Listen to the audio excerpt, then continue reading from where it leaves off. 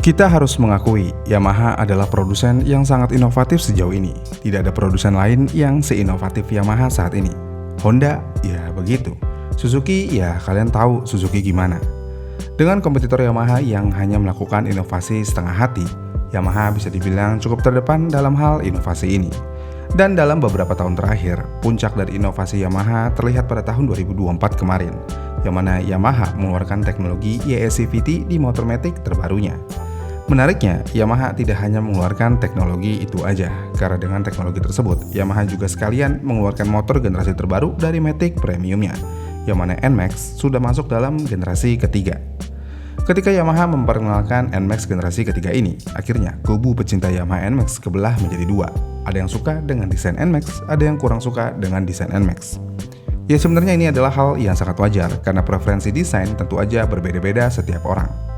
Namun bukan desain yang akan kita bahas di sini, karena ternyata selain desain atau teknologi turbo Yamaha, ternyata banyak yang mengeluhkan kalau Yamaha NMAX generasi ketiga ini memiliki banyak penyakit. Namun bagaimana mungkin motor yang baru 1 tahunan keluar sudah memiliki beberapa penyakit bawaan di motornya? Oke, pertama-tama hal yang paling sering banget dikeluhkan adalah gerdek.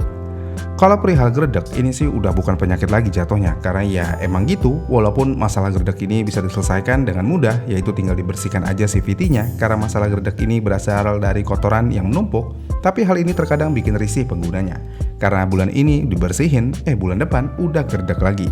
Dan jika dilihat masalahnya sangat sepele, yaitu CVT-nya yang kotor. Berarti ada yang salah dari material atau konstruksi Yamaha NMAX sehingga CVT-nya cepat kotor. Dan salah satu cara paling solutif sejauh ini yang dilakukan kebanyakan orang untuk menghilangkan gerdek ini dengan cara mengcustom mangkok CVT-nya.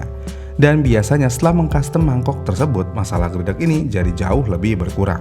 Tapi ya, masalah motor Yamaha dari dulu emang gerdek terus. Mulai dari Mio Gen pertama sampai motor Yamaha terbaru, ya gerdek akan selalu menemani usernya. Kemudian penyakit selanjutnya adalah stang bengkok. Ini nih yang banyak dikeluhkan oleh user NMAX Neo, stangnya bengkok. Entah itu ke kanan atau ke kiri, intinya kalau dilihat nggak simetris. Kenapa hal ini bisa terjadi? Ada kemungkinan hal ini bisa terjadi karena pengiriman, yang mana motor ini diikat dengan cara yang terlalu kencang. Tapi masalahnya adalah, Yamaha mengklaim salah satu motornya yaitu Yamaha Gear berhasil bertahan ketika ditarik dengan eskavator. Tapi kenapa motor matic premiumnya tidak tahan dengan tarikan pengikat yang notabene torsi yang dihasilkan jauh lebih kecil daripada adu tarik dengan eskavator? Iya kan? Dan untuk perihal ini ada user yang bawa ke dealer untuk diperbaiki. Tapi sayangnya masalah tersebut tidak terselesaikan di dealer. Namun sebenarnya untuk masalah stang miring ini sudah ada yang menemukan cara benerinnya dengan mudah. Yang mana baut stang tinggal dikendorkan, lalu kemudian stangnya di-setel dan kencangkan baut lagi. Walaupun cara ini ampuh untuk beberapa user, tapi tidak untuk keseluruhan. Karena kasus stang miring ini sebenarnya berbeda-beda kasusnya. Ada yang ringan, ada yang berat. Kemudian penyakit yang ditemukan kebanyakan user NMAX Neo adalah komstir yang jeduk. Ini yang aneh, motor belum genap 2 tahun tapi komstirnya udah jeduk. Kenapa bisa? Sebenarnya kalau perihal komstir ini adalah hal yang umum, dan untuk komstir sendiri banyak banget faktornya. Misalnya shocknya udah dimodifikasi atau di downsize tapi reboundnya nggak bagus. Kalau shock reboundnya nggak bagus ya otomatis yang kemakan komstir. Namun kalau semua masih standar, tapi kenapa komstirnya bisa rusak juga? Jawabannya adalah komstir punya masa pakai. Rata-rata umur komstir ada di 20-30 ribu km atau 1,5-2 tahun pakai. Dan untuk perihal komstir ini sebenarnya tidak pernah ditemukan kasus di NMAX Neo yang memiliki KM masih rendah atau penggunaan di bawah 1 tahun. Jadi ya komstir sebenarnya bukan penyakit bawaan, cuman terkadang kebanyakan orang menganggap remeh perihal komstir ini. Lalu penyakit lainnya adalah soket terbakar.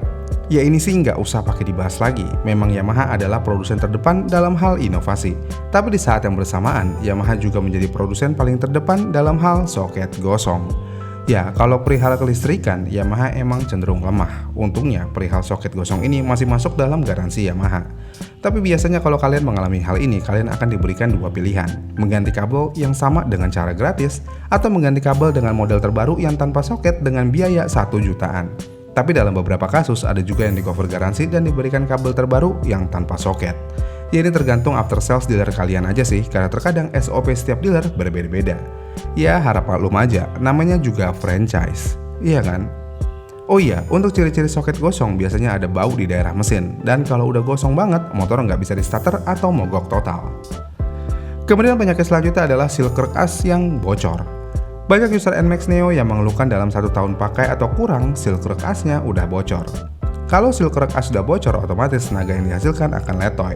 Tapi kenapa hal ini bisa terjadi? Jawabannya kemungkinan besar salah treatment ketika membersihkan CVT.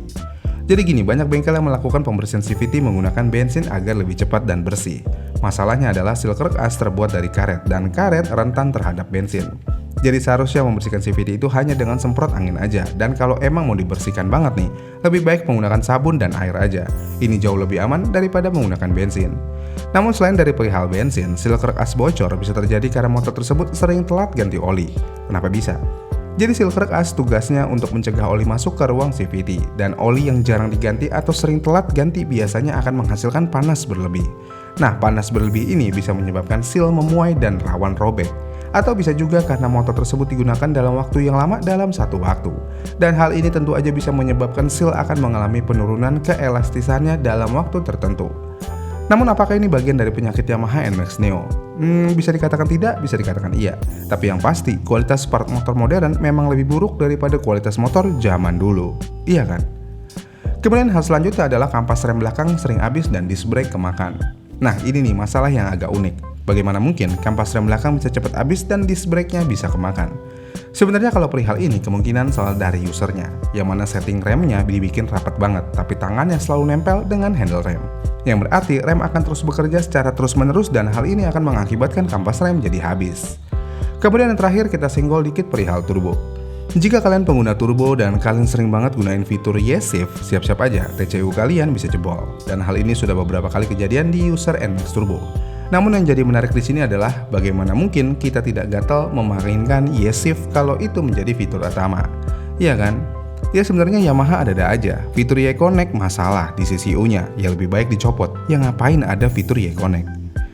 Dan ini sama juga di TCU-nya. Jadi ya kalau ada rasa takut TCU-nya jebol karena sering main YesShift, ya buat apa ada YesShift ini? Namun di luar dari ini, sebenarnya masih banyak penyakit Yamaha NMAX Neo ini. Mulai dari ECU yang lemah, CCU yang rusak, speedometer yang suka error, dan lainnya. Intinya adalah semakin canggih dan modern sebuah motor, maka motor tersebut akan semakin rentan terhadap kerusakan. Dan hal ini disebabkan oleh satu hal, yaitu penekanan cost production. Dan sayangnya hal ini harus dilakukan oleh produsen dan kondisinya mau nggak mau ya harus dilakukan. Karena mau bagaimanapun, inflasi terus terjadi di Indonesia, tapi pertumbuhan ekonomi yang masih stagnan gitu-gitu aja. Dengan kata lain, ini adalah satu-satunya cara produsen motor membuat harga motor tetap waras di Indonesia. Tapi nih ya, sewaras-warasnya harganya udah tembus 30 juta lebih untuk sebuah motor matic berbodi besar dengan mesin 155 cc. Ya mungkin bagi sebagian orang harga ini masih waras, tapi bagi sebagian orang lagi harga ini ya kurang waras. Ya tapi produsen sudah melakukan semua hal untuk semuanya terkesan waras. Gimana nih menurut kalian? Komen di kolom komentar di bawah ya, dan sampai jumpa di video selanjutnya.